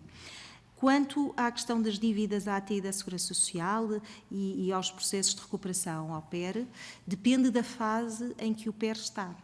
Isto apanhou-nos num momento em que há variadíssimas situações que estão a decorrer e, portanto, se um PER ainda não chegou à sua conclusão e, portanto, ainda se apresentam as dívidas como reais, a empresa não tem como recorrer e, portanto, vê-se completamente bloqueada. Portanto, isto são processos que nós temos em Portugal muito burocratizados. E, por isso, não é agora, porque, de repente, estamos numa pandemia que o Estado se consegue adaptar. E isso tem sido a maior dificuldade que temos tido, quer na relação com a autoridade tributária, quer na relação com a Segurança Social, naquilo que era necessário, neste momento, haver respostas mais imediatas. Eu diria que, por exemplo, em relação à Segurança Social, e quando falou da questão dos prazos e são adequados, etc., nós temos tido, nós, contabilistas e ordem, uma relação muito boa com a Secretaria de Estado, no sentido de arranjar soluções para as empresas terem e conseguirem fazer o cumprimento das suas obrigações, mas uma postura completamente inaceitável por parte da autoridade tributária. Porquê? Porque a autoridade tributária acha que está a duas velocidades. Continuam com inspeções quando estamos todos confinados em casa, que a diretora da parte das inspeções tem tentado resolver pessoalmente, quando deveria ser uma questão de bom senso. Quer dizer, uns estão confinados em casa, não podem ter acesso a documentos, e depois fazem inspeções de 2017 a pedirem documentos. E isso vem à questão dos reembolsos de IVA. Os reembolsos de IVA hoje em dia eram essenciais para as empresas. E a Secretaria de Estado, inclusivamente, já falou também com a Ordem sobre como é que podíamos agilizar este processo. Só que o problema depois, da parte da autoridade tributária, a flexibilização não existe. Ou existe muito lentamente. E, portanto, nós temos os entraves dos serviços públicos que não conseguem adaptar-se a esta realidade agora e perceber que as decisões não são para daqui a uma semana ou duas. Porque uma semana ou duas neste período equivale a um ano. E, portanto, têm que ser tomadas no dia, se for preciso. E isso não acontece no nosso país. E é isso que está a falhar muito neste acompanhamento posterior. Eu hoje tive acesso, aliás ontem, e que gostaria de deixar isto aqui aos deputados como informação muito importante e que acham que faço essa sugestão de questionarem o Governo sobre isto, em que hoje as empresas estão a receber inspeções da ACT com 19 elementos a serem pedidos a microempresas e a pequenas empresas, que estão fechadas, estão confinadas, e os 19 elementos são completamente, peço desculpa pela expressão, surrealistas. Desde tem condições para ter, assumiu as questões da pandemia, tem salas para fazer face à pandemia, mas as empresas estão fechadas. Ouça, isto não é um país a duas velocidades. Isto é surreal. E reparem, esta questão que a ACT está a pedir nem tem a ver com os contabilistas, porque não são os contabilistas que têm que responder a isto. Isto é tudo dos empresários e provavelmente vão ter que criar dossiês recorrendo a advogados, porque isto não é a área dos contabilistas. Porque os contabilistas têm feito este trabalho todo extra naquilo que são as suas avanças e, portanto, como disse a deputada Mariana Mortágua, têm estado aqueles que têm contabilistas a ter esse apoio, advogados, e os outros. Por acaso, praticamente todos os empresários, mesmo que não sejam obrigados a ter contabilidade, têm um contabilista que os tem apoiado, e porque já era assim, por causa dos IVAs e por causa de tudo isso. E, portanto, têm esse pequeno apoio. Agora, isto que a ACT está a pedir para resposta em 10 dias, e estão a recebê-los hoje, durante a pandemia, isso não existe no país real. Não devia existir. na situação que estamos a viver. E eu pergunto-me como é que é possível. Como é que é possível que os nossos intervenientes neste processo não se apercebam da realidade que estamos a viver? Eu vou-lhes fazer chegar o pedido que a ACT está e que chegou ontem a todas as empresas, ou praticamente todas que recorreram aos apoios. Portanto, elas quase que ainda só agora começaram a receber os apoios. E que não tem a ver com os requisitos do layoff. Estão a pedir desde mapa de férias, que as férias ainda não têm que ser marcadas, por isso é que parece que estamos a viver a 2 velocidades. Até foi alargado o prazo. Tu tens que mandar já o mapa de férias. Folhas de horas do mês de março. Então, mas as empresas estiveram fechadas, onde é que tem as folhas de horas? Está a ver? Completamente fora do contexto que estamos a viver. E eu pergunto como é que as empresas, inclusivamente, e eu vou-vos fazer chegar o documento, têm lá, já a ameaçar com a aplicação de coima. Isto não é um assunto dos contabilistas, estou a trazê-lo porque também como cidadã e empresária também preocupa-me esta falta de sensibilidade que existe. Que é, com coimas, ameaças, a dizer se não responder dentro do prazo X, aplica-se o artigo X, Y e Z e vai ter que pagar as consequências. Quer dizer, os empresários estão em pânico neste momento a querer sobreviver e estão preocupados com outras questões. Não pode ser, não pode. A autoridade tributária também fez chegar um requerimento aos contabilistas porque flexibilizaram a questão da entrega do IVA com base no e-fatura, mas já foram brindados ontem, na semana passada, por um requerimento a dizer entregou com base no e-fatura ou não entregou. E o inquérito, quer dizer, estamos a viver em que altura? Ou estamos todos aqui no mesmo barco a tentar sobreviver e fazer com que as empresas sobrevivam, ou estamos preocupados em fazer já o depois, não é?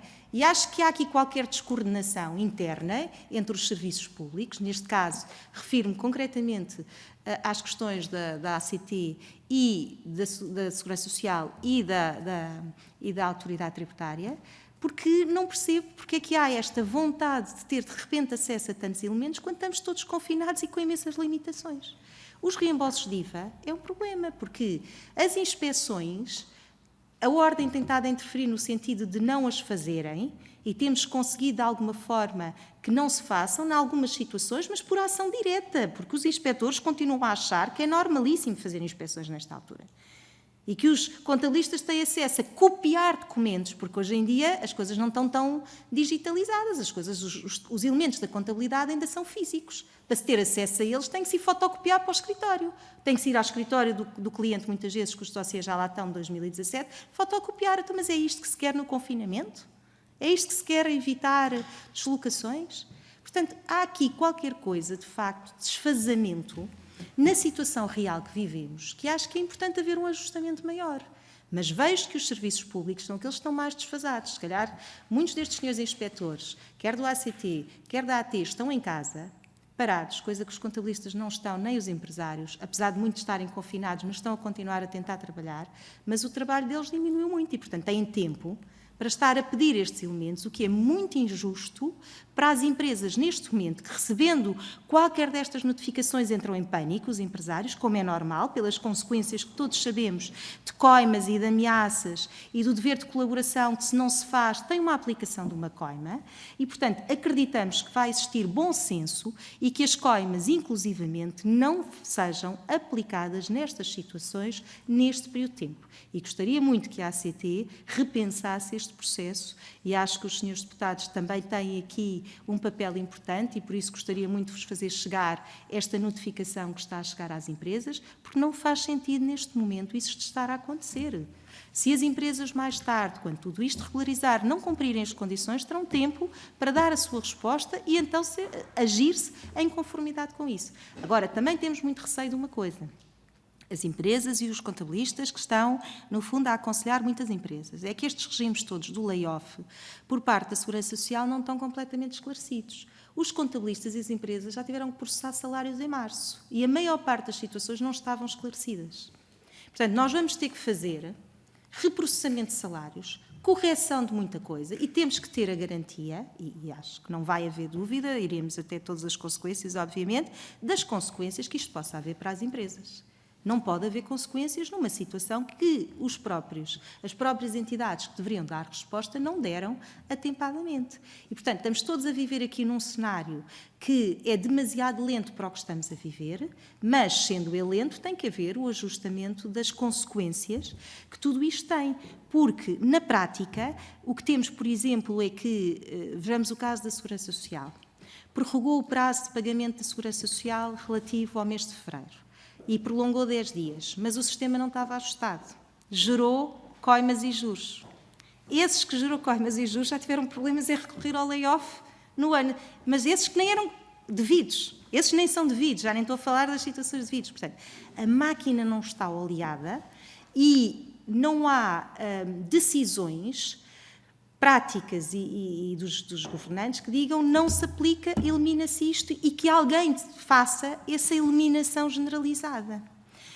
Portanto, o meu receio em relação a esses incumprimentos que possam existir e que seja, no fundo, aquilo que o Sr. Deputado disse, uma bola de neve, é uma realidade e que vá prejudicar essencialmente as empresas menos esclarecidas, as empresas que possam recorrer menos a profissionais qualificados e que se vejam em contingências que depois não tenham qualquer hipótese de viabilidade. E são muitas, não são casos isolados, são muitas empresas.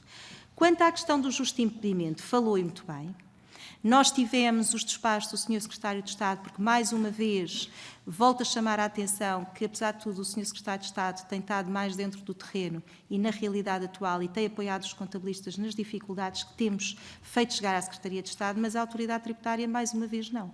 Ainda não legislou a portaria, que entrou em vigor em 1 de janeiro de 2020, não a legislou porque não nos conseguimos entender em relação àquilo que cobra, porque a partir do momento em que é discricionária e que permite à Autoridade Tributária e não aos senhores deputados ou até mesmo à Secretaria de Estado intervir neste processo, a Autoridade Tributária já está naquilo que são os seus pequenos poderes a querer exercê-los e, portanto, voltamos aqui um bocadinho ao faz de conta. Temos um justo impedimento aprovado, a portaria tem que dizer que há obrigações fiscais, o contabilista faz as obrigações fiscais todas, a Autoridade Tributária só quer aprovar meia dúzia delas, que são aquelas que estão nas competências exclusivas. Nós não podemos aceitar e por isso é que ainda não se concluiu este processo. Mais uma vez, a Autoridade Tributária, que é sempre muito radical, enfim, não quero usar uma expressão mais, porque depois dizem que eu sou agressiva, mas de facto não tem a postura correta em relação à realidade que estamos a viver em muitas situações.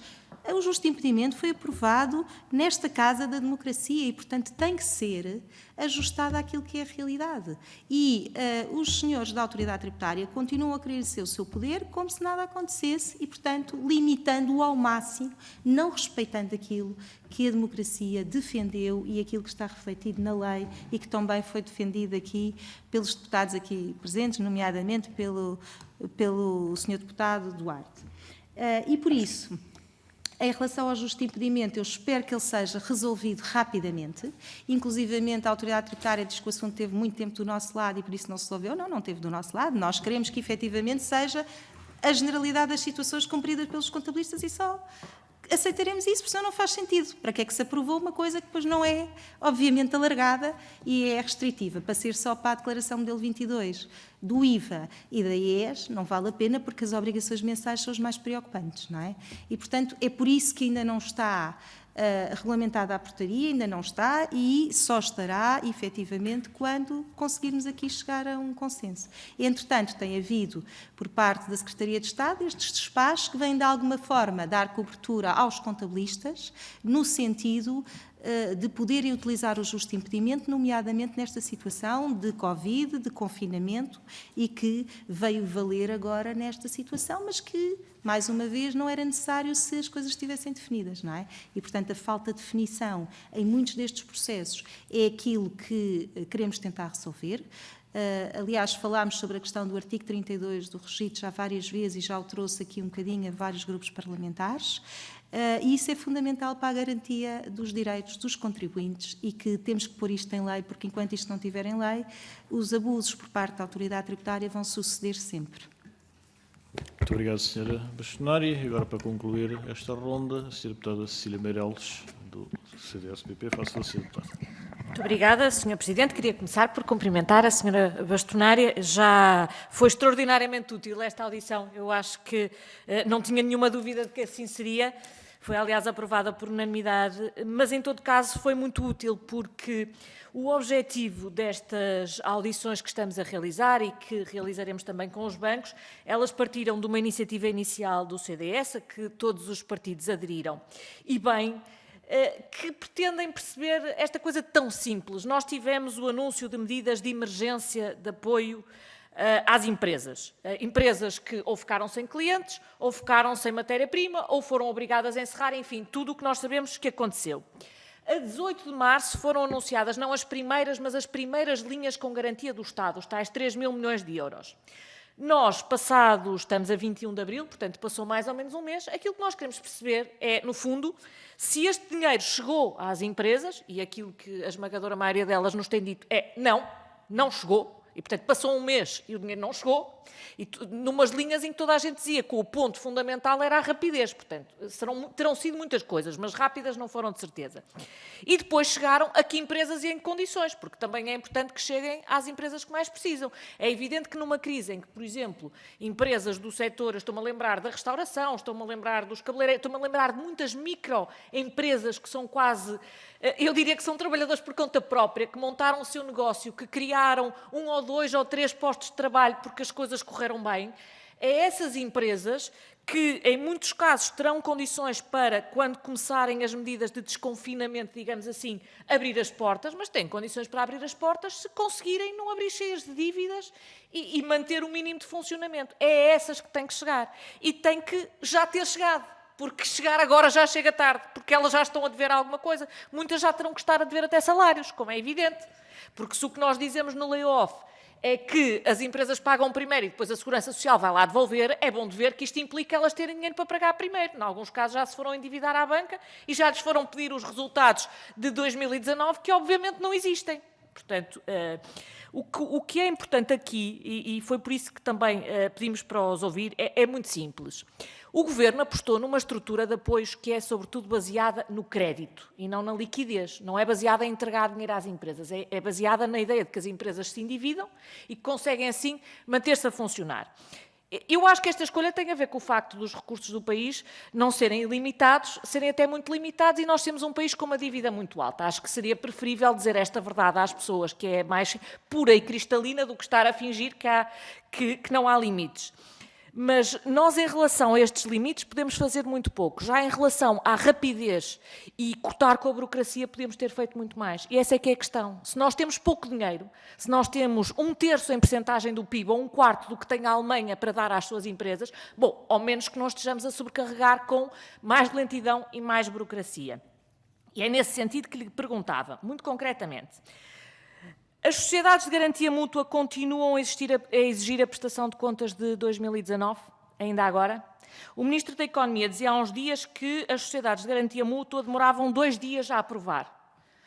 Bom, não é isso que diz nenhuma empresa, e suspeito que também não é isso que dirá nenhum banco, e eu gostava de entender isto, até porque demoram 2 dias a aprovar depois de terem pedido estes documentos todos, alguns dos quais são impossíveis de dar, e por isso é que demoram 2 dias a aprovar. Demoram 2 dias a aprovar para empresas que têm o seu próprio departamento de contabilidade e conseguem produzir estes documentos. Agora, empresas que têm um gabinete de contabilidade que está sobrecarregado a fazer coisas que nunca fez e a tratar de coisas que, aliás, nem são da sua responsabilidade, como é o caso de layoffs, mas imagino que esteja a ser assim, é evidente que terão dificuldade em fornecer isto. E isto é particularmente preocupante porque nós temos sido, e bem, exigentes na fiscalização dos bancos, mas é preciso ver que as sociedades de garantia mútua têm como acionistas, sobretudo, o IAPME e o Turismo de Portugal. Portanto, quando o próprio Estado é o primeiro a dar o péssimo exemplo, bom, se calhar também convém aumentar o nível de fiscalização e de exigência em relação ao próprio Estado. Em segundo lugar, o que eu perguntava é que juros é que estão a ser exigidos. É na ordem dos 3%, sendo que as sociedades de garantia mútua vão buscar 1%, e, portanto, estarão os bancos a ir buscar cerca de 1,5%, mais 0,5% em taxas, despesas e comissões, mais alguma coisa que ainda vão ganhar, porque o juro não é zero, a taxa de juros é negativa. Portanto, estamos a falar aqui de margens que são substanciais. Depois, confirmava a questão dos avalos pessoais, já disse aqui que tinham sido sim pedidos e que se iria ver agora se deixavam de ser pedidas. Se estas exigências burocráticas afetam sobretudo as microempresas, e é uma forma também de afastar do crédito as empresas que mais precisam e aquelas para as quais foram criadas. E por último, eu perguntava-lhe em relação à questão da ACT, porque ela é particularmente importante.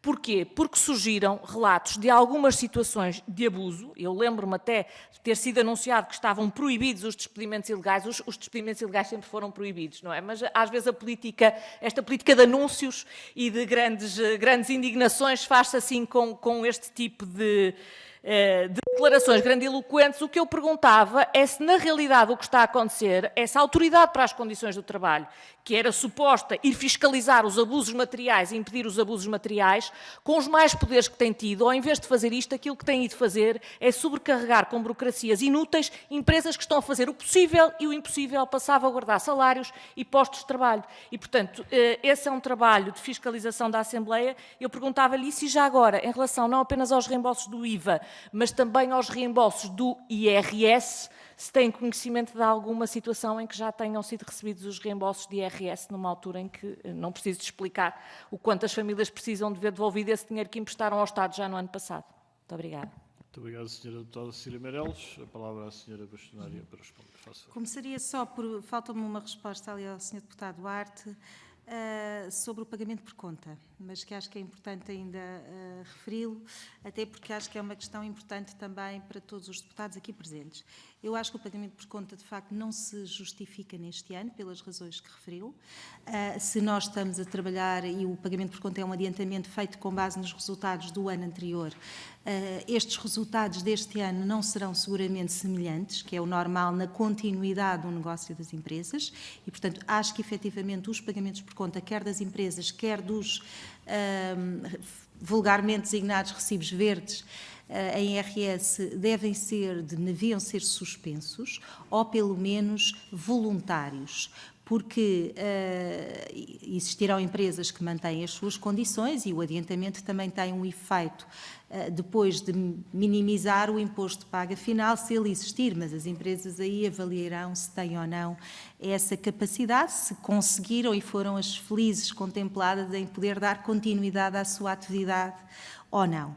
E, portanto, nesse caso, mantendo, mas acho que devia ser voluntário para todos os pagamentos e, inclusivamente, ajustada até na fórmula de cálculo para uma situação que permita reduções ou pagamentos de menor valor daqueles, porque há empresas que podem querer pagar, imagina tiveram uma redução de 50% da atividade, podem-no fazer em conformidade com isso. Portanto, haver uma flexibilização voluntária destes pagamentos por conta, e, ao limite, não os fazer, se assim entenderem as empresas, em que fazem um pagamento por conta voluntário. Isto é, eu quero pagar este valor, pago este valor para adiantar, porque sei que reduzi 20%, porque sei que reduzi 30%. E, portanto, haver uma flexibilização de que as empresas escolham o pagamento por conta a efetuar.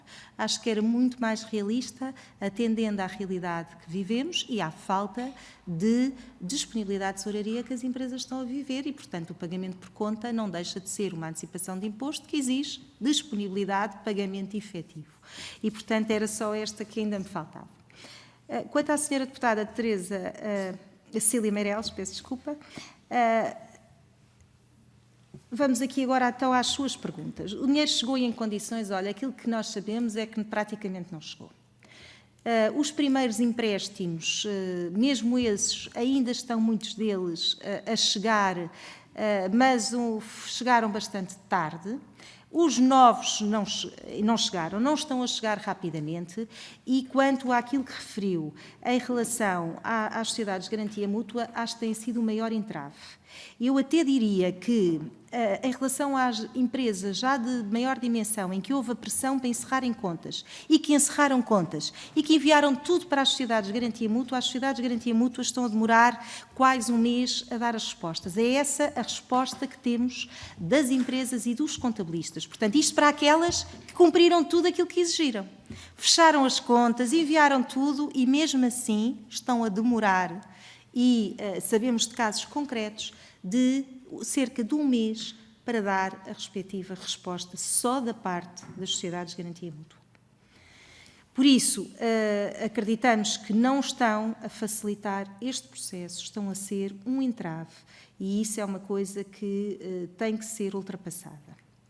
E por isso achamos que às microempresas o dinheiro não está a chegar. As informações dos contabilistas em relação às empresas, é esta a informação que temos, e mesmo em relação, acho que nós próprios acompanhamos, e portanto não está efetivamente a chegar com a rapidez necessária. Quanto à questão das microempresas, as microempresas, não há dúvida, e volto a reforçar isto, que são as mais prejudicadas em todo este processo. Acredito que as empresas de maior dimensão tenham e consigam outro tipo de contactos, até pelo que já, no fundo, tinham em termos de relações com os bancos, e por isso as microempresas acabam por estar prejudicadas e acabam por não ter a liquidez necessária. Agora, eu disse-o desde o primeiro momento, uma questão que eu acho que referiu aí que é muito importante, é que como é que o Governo baseou muito a resolução para esta crise com base no financiamento e como é que isto tudo se vai pagar a seguir. A Ordem, desde o momento em que tem falado sobre estes assuntos, tem pedido e sugerido que haja uma parte de fundo perdido, que é extremamente importante, porque as empresas não vão ter capacidade para fazer face a tudo isto depois. E isso é uma preocupação que temos de ter. Retomar atividades que estiveram suspensas sem entrar nenhum tipo de rendimento durante 2 meses vai ser muito difícil. Quando é que esta situação está ultrapassada pelas empresas? Quando é que as empresas vão conseguir chegar ao seu ponto de capacidade de resolução dos seus compromissos que tinha em fevereiro? Portanto, vai ser para recuperar estes 2 meses. Em muitas delas entrou zero dinheiro, zero rendimento, e estamos a falar de tesouraria, zero cash. Vai ser muito difícil conseguir recuperar estes 2 meses que perdeu. Por muito que se esforce, por muito que queira, vai ser um processo lento. E por isso, a base e no fundo os apoios se basearem principalmente muito no princípio e financiamento, não acho de facto seja a solução ideal para as empresas portuguesas, que são empresas que não têm realmente reservas, que não têm aquela sustentabilidade que seria desejável em qualquer empresa. E por isso preocupa muito que assente nesse ponto. E acho que daqui a 6 meses, se isto tudo passar brevemente e tivermos o encaminhamento que se espera que tenha, vamos viver então a fase seguinte, que será tão ou mais preocupante como esta. Os juros exigidos, aquilo que sabemos é que andavam na ordem dos 3% a 4%, efetivamente. Já baixaram ligeiramente, portanto, hoje as condições, já tudo se ajustou, enfim, a comunicação social, os senhores deputados, as ordens, todas juntas temos feito chegar, enfim, todas estas informações. O Governo tem tentado procurar intervir também nisto e, de facto, hoje em dia já não são tão altos como seriam. Mas, obviamente, quer dizer, as sociedades de garantia mútua com uma percentagem, o banco outra percentagem, tudo isto somando, quem paga são as empresas. E, portanto, ainda que tenha descido um bocadinho e se calhar agora situa-se na ordem dos 3%, eu diria que é excessivo para as microempresas e para a capacidade que elas têm de resolver estes seus compromissos. Quanto às questões do ACT, é um bocadinho isso que referiu. Eu acho que os abusos têm que ser evitados e acho que, obviamente, que nestes contextos, infelizmente, há sempre quem abuse. Há sempre quem não esteja de forma correta neste processo e que os abusos têm que, obviamente, se salvaguardar no que respeita aos trabalhadores das empresas. Mas acho que não são estes 19 pontos que vão ver quando eu vos fizer chegar que vão evitar os abusos. E por isso é que acho que é só uma carga burocrática que não vai trazer, nem vai proteger os trabalhadores. E, portanto, acho que há aqui, mais uma vez, a tal falta de razoabilidade total neste processo. Aliás, eu diria que não sei como é que as microempresas vão conseguir constituir estes dossiês, porque, como disse bem, as questões do layoff, em parte, não são da responsabilidade do contabilista, pela parte tudo o que respeita ao trabalho, são realmente a competência dos advogados, e a parte que respeita aos contabilistas refere-se mais à própria entrega do layoff, porque eles são parte do processo. à garantia das reduções de atividade, tudo isso, mas o contabilista já tem ido muitas vezes além daquilo que é o seu trabalho, na necessidade de apoio às burocracias que são pedidas às empresas. Mas isto está a ser pedido pela ACT, já envolve situações que o contabilista, mesmo queira, nem pode ajudar. Primeiro, porque não são coisas no âmbito da sua competência, até admito que todas as empresas, para responder a isso, calhar vão ter que recorrer a advogados, e neste momento não têm capacidade sequer, muitas vezes, financeira para o fazer. Os contabilistas não vão responder a coisas que são do foro interno das empresas, se têm ou não medidas para o Covid, se têm máscaras, se não têm máscaras, quer dizer, as perguntas são neste âmbito. E, por isso, é uma coisa que o empresário vai ter que fazer e nós sabemos que a maior parte dos empresários não está preparado para isso. Portanto, quanto tempo é que o empresário? 10 dias úteis para fazer um dossiê destes? Numa altura de confinamento em que ele está preocupado também com as outras questões, não me parece sequer que seja execuível. E, por isso, acho que é uma questão que vos deixava aqui como uma preocupação grande, de que acho que todos aqueles 19 pontos que são pedidos não vão evitar abusos e só vão trazer necessidade de se preocuparem com respostas burocráticas que em nada beneficiam a economia e as empresas, muito menos neste momento. Se for mais tarde que venham pedir algumas destas informações, eu percebo perfeitamente e os abusos têm que ser evitados. Só que há tempos para tudo e os tempos não são estes, certamente. Quanto ao IRS e aos reembolsos, tanto quanto sabemos, ainda não há reembolsos de IRS, portanto ainda não começaram, aliás. Há um prazo, normalmente o Governo antecipa sempre os prazos limites deste reembolso. Este ano ainda não há indicação disso e, portanto, ainda não começaram a ser pagos, mas têm sempre até julho, até porque imagino que também existam outras prioridades agora em termos de gestão, mas o que sabemos é que não houve efetivamente situações de reembolso já pagos, pelo menos que tenhamos conhecimentos até hoje. E normalmente a ordem é a primeira a ter conhecimento de tudo. Qualquer inspeção, qualquer coisa, aparece logo algum contabilista que é sempre o intermediário a comunicar, portanto temos essa, e até agora não tivemos de facto informação de nenhum. Muito obrigado, Sra. Bastonária. Agora, para a última ronda, só tenho 2 inscrições. A Sra. Deputada Vera Braz e uma questão que a Sra. Deputada Cecília Meireles quer colocar. Portanto, Sra. Deputada... Obrigada, Sr. Presidente. Eu não queria deixar de, mais uma vez, agradecer a sua participação, sem dúvida alguma, que os seus contributos foram muito relevantes. As questões, para além das situações das linhas de crédito, foram elas todas bastante importantes. As situações com a AT, com a ACT, nós faremos com certeza chegar todas as suas preocupações, que são muito relevantes e que têm muito impacto nesta fase. Voltando só à questão das linhas de crédito, queria só aqui esclarecer alguns pontos. Relativamente à forma como as linhas estão a chegar às empresas, há aqui uma questão que, se me puder confirmar, se por parte dos bancos sentem que elas estão a ser direcionadas para as empresas que acabam por ter melhores ratings e que se calhar não tinham tanta necessidade de aceder a elas do que aquelas empresas que efetivamente poderiam vir a necessitar destas linhas e que desta forma estão a utilizar estes plafons para aquelas empresas que, na realidade, não seriam as que teriam mais necessidade nesta fase. Portanto, isso também será um ponto importante até para as próximas audições que iremos ter com os bancos, para falarmos dessa questão. Houve uma situação que referiu que me deixou um pouco preocupada quando falou da taxa efetiva. Relativamente às comissões que os bancos podem cobrar, nós temos uma comissão máxima de 0,25%, enquanto comissão de gestão ou comissão de acompanhamento que os bancos podem cobrar e estão impedidos de cobrar qualquer outro tipo de comissões. Quando referiu aqui em situações que os bancos estão a pedir 1.000 euros para microempresas, em que têm um financiamento máximo de 50.000 euros, algo não está bem. Portanto, não sei se tem algum dos exemplos naquele dossiê que nos deixou, mas essa é uma situação muito preocupante porque, ainda que eu até considerasse que esses 0,25 se calhar poderiam não ser cobrados nesta fase, mas aí é uma questão que está a ser permitida, portanto, e que cada banco tomará a sua opção.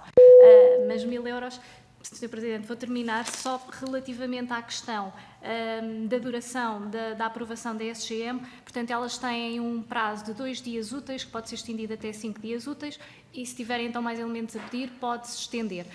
Mas um mês também é algo muito preocupante, que mesmo anteriormente a esta situação, eu não me recordo das sociedades terem um mês para dar uma aprovação, e não me recordo disso ter acontecido no passado. Portanto, por que motivo é que isso está a acontecer agora nesta fase? Obrigada. Muito obrigado, Sra. Deputada. Sra. Deputada Cecília Meireles, faz favor. Muito obrigada. Eu só queria deixar aqui uma pergunta pontual que tem a ver com a capitalização dos juros. Uma das formas de apoio nas moratórias que está prevista é precisamente a suspensão do pagamento dos juros, que depois são capitalizados, o que significa que quando as moratórias acabarem, as prestações dos empréstimos vão passar a ser maiores, o que pode fazer grande diferença. Ora, a legislação diz... Há uma grande falta de informação nisto. A legislação diz que as empresas podem optar por pagar os juros e não. Tem-nos chegado a informação de que muitos bancos não dão esta opção. Ou seja, é automático que capitalizam os juros, o que significa que depois a prestação vai ficar maior. Eu gostava de saber se isto é assim, até porque isto muitas vezes tem a ver com o tipo de documentação que é fornecida na altura, ou se o empréstimo não está ali, se não tem esse quadradinho para preencher, se quer ou não esse apoio, vai automaticamente. Isto é o género de coisa que eu acho que não é admissível numa altura destas. Depois o mais que... sobre a ACT e sobre a AT. Eu gostava de saber se nos pode deixar exemplos desses 19 pontos da ACT e também do que a AT está a pedir.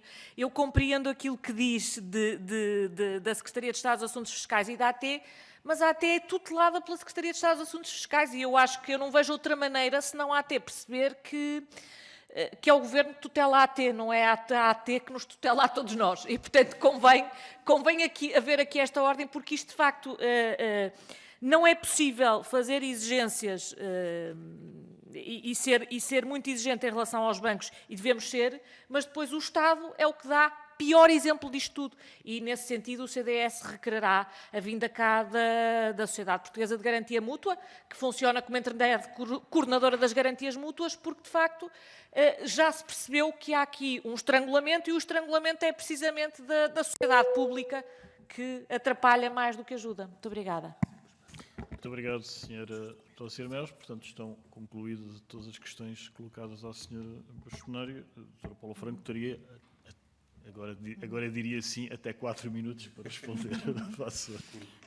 Muito bem. Aqui sobre a questão da senhora deputada do PSD, Vera Brás, peço desculpa, Vera Brás, sobre a questão das linhas de crédito e os 0,25 da Comissão de Estado. O problema aqui é sempre a questão da taxa efetiva final, não é? O que interessa a quem paga é, de facto, o que vai pagar no final. Se vem a 0,25%, agora, de uma parte, se vem da Sociedade de Garantia Mútua, isto para quem paga no FII é o valor que vai pagar que lhe interessa, não é? E esse valor é, de facto, ainda alto para aquilo que hoje poderia existir. Agora, os dossiês, o dossiê de comissão para créditos mais baixos tem vindo a diminuir os valores, mas os valores ainda são elevados, portanto, na ordem dos 500 euros e ainda 1.000 euros. No dossiê que lhe deixamos aqui, temos as provas de tudo isso. Estão lá todas as situações que normalmente são recebidas pelas empresas, tem todo o tipo de exemplos do que fizemos aqui, meios de prova de tudo aquilo que os bancos e as sociedades de garantia mútua estão a pedir, porque isto depois nós viemos à comunicação social, os bancos vieram desmentir, e não é bem assim, portanto, não estou a dizer que seja em todas as sucursais, mas os bancos têm responsabilidade sobre todas as suas sucursais e, portanto, têm que agir. Por exemplo, um dos bancos que eu há bocado referi, acho que foi, qual é que eu referi há bocado? O Eurobic, sim, mas outro que também está a ter um comportamento inaceitável é a Caixa de Crédito Agrícola, não é? A Caixa de Crédito Agrícola. Também tem ali muitos processos, que no fundo é um banco que até está mais próximo do cidadão e que tem sido então intransigente, completamente intransigente. Portanto, há vários, tem ali os exemplos dividido por bancos, há exemplos de todos. Estes exemplos que vos trouxemos foram praticamente todos chegados nestas últimas 2 semanas, portanto não são do princípio do processo, são os recentes. E por isso...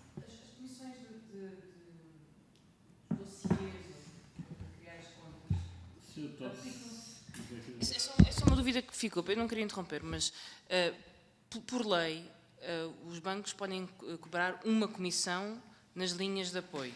Uma. Nem sequer podem cobrar comissões de dossiê ou de estudo, isso nem sequer está permitido. A única pergunta que eu tenho é se essas comissões estão a ser cobradas nestas linhas ou noutras linhas e noutros produtos dos bancos. Era só essa clarificação que eu queria fazer. No início, nos primeiros processos, não tenho dúvida nenhuma que as primeiras linhas de financiamento que estavam a cobrar. Agora, não lhe consigo garantir se continuam a cobrar ou não. Pronto. Não sei se em algum daqueles exemplos estará agora, no caso concreto, destas últimas linhas desde dia 4 de abril. Nas outras anteriores, sim. Depois, em relação aqui às percentagens, isto tudo depois é muito variável de banco para banco. Não há, de facto, aqui uma situação que se diga este leva 1000, aquele leva 500, portanto, há variadíssimas situações que já sabemos que os bancos cobram e que continuaram a cobrar. Agora, se cobram nesta última linha, não posso garantir porque não tenho aqui resposta para isso e, portanto, não quero efetivamente estar aqui a induzir a erro. Quanto à questão que falou dos bancos, vamos lá ver, os bancos não têm só os aspectos negativos, também têm aspectos positivos e também gostaria de os ressalvar aqui. Eu acho que eles não estão a apresentar estas linhas só aos clientes de menor risco. Aquilo que eu conheço da publicidade, inclusivamente os próprios gestores de bancos, eles estão a fazer chegar a todas as empresas, suas clientes, da possibilidade com a informação da linha em concreto, das várias linhas que têm existido. Portanto, acho que os bancos também têm sido proativos no sentido de chegar às empresas as informações sobre as linhas que existem. Claro que depois a efetivação e a avaliação, voltamos a estes problemas. Mas acho que aqui têm sido proativos, pelo menos já neste curto, agora mais, eu diria, se calhar desde abril, mais proativos a informarem as empresas através de mail, cada gestor de conta, que hoje em dia existe em todos os bancos, faz chegar aos seus clientes um e-mail ou informação sobre tudo aquilo que podem requerer, até já com alguns limites em função da situação da empresa, até que ponto é que pode recorrer e, portanto, esse aspecto também é muito positivo, porque as empresas estão todas muito cautelosas e algumas delas menos informadas e, por isso, os bancos também têm feito esse esforço de chegar a essa informação. Depois, a parte burocrática é que, de facto, foi aquilo que falhou, eu diria, em todo este processo. Acho que capitaliza. Os prazos de resposta da questão do mês são casos concretos que temos e de empresas que têm capacidade. Não sei se este mês acabou por acontecer porque pediram mais uns elementos ao outro, mas não estava em causa o fecho de contas nestas empresas que conhecemos efetivamente estes casos. E por isso a resposta estava pendente exatamente da Sociedade de Garantia Mútua e temos provas dessas situações, se for necessário depois apresentar. Muito obrigado, Sra. Bastonária. Em nome de todos os senhores e senhores deputados da Comissão de Orçamento e Finanças, agradecer a presença da doutora Paula Franco, bastonária da Ordem dos Contabilistas Certificados. Às senhoras e senhores deputados, a informação de que a documentação que gentilmente foi cedida pela senhora bastonária foi digitalizada e apenas questões técnicas está a ser reagrupada para ser enviada, portanto, a qualquer instante estará na disposição das senhoras e senhores deputados. E recordar que às 14 horas, requerimento do CDS-PP, temos a audição dos senhores administradores do Banco Português de Investimentos. Até já. Obrigado. Muito obrigada. Muito obrigado.